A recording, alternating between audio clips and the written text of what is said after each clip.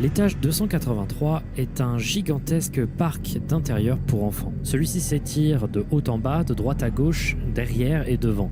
Il est gigantesque et possède différents types d'environnements, oscillant entre des tubes s'entremêlant, des toboggans sombres à la vertigineuse longueur, mais également on trouve de gigantesques châteaux comiquement colorés, des sols en bande élastique, des salons couverts de moquettes ou alors de gigantesques piscines de boules à la profondeur encore inconnue. L'architecture et l'environnement de l'étage 283, bien que très nostalgique, restent très confinés et propices à la claustrophobie. En plus de cela, de nombreuses entités l'infestent et se cachent à peu près tous ses recoins.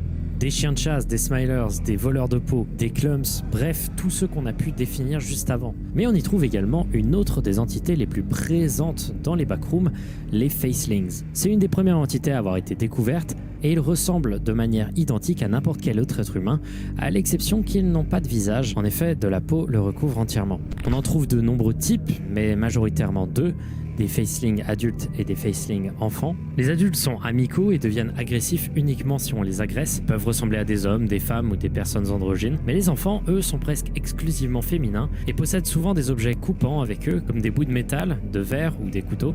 On trouve particulièrement les facelings adultes dans l'étage 283, dans les salons, aussi appelés les lounges. Les facelings enfants, eux, sont dispersés dans tout le reste de l'étage. Et ils peuvent être observés soit assis là sans rien faire, soit en train de donner de la nourriture ou des boissons. Nourriture et boissons disponibles en grande quantité dans les lounges, le seul endroit à peu près safe de l'étage 283, sous la forme de restes dans des assiettes ou de fontaines de boissons.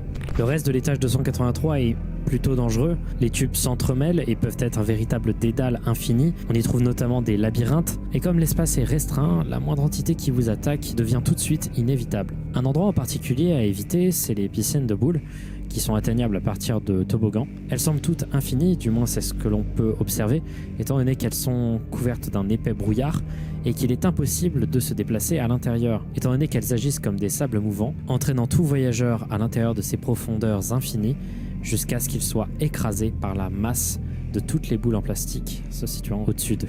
Il existe de nombreuses sorties à cet étage qui est très détaillé et que l'on va arrêter de détailler ici, mais une sortie en particulier qui me paraît important, c'est une sortie dans les salons qui prend la forme d'une porte en bois avec écrit Fun au-dessus, qui amène à un étage extrêmement important pour l'univers des backrooms et pour mieux comprendre sa communauté.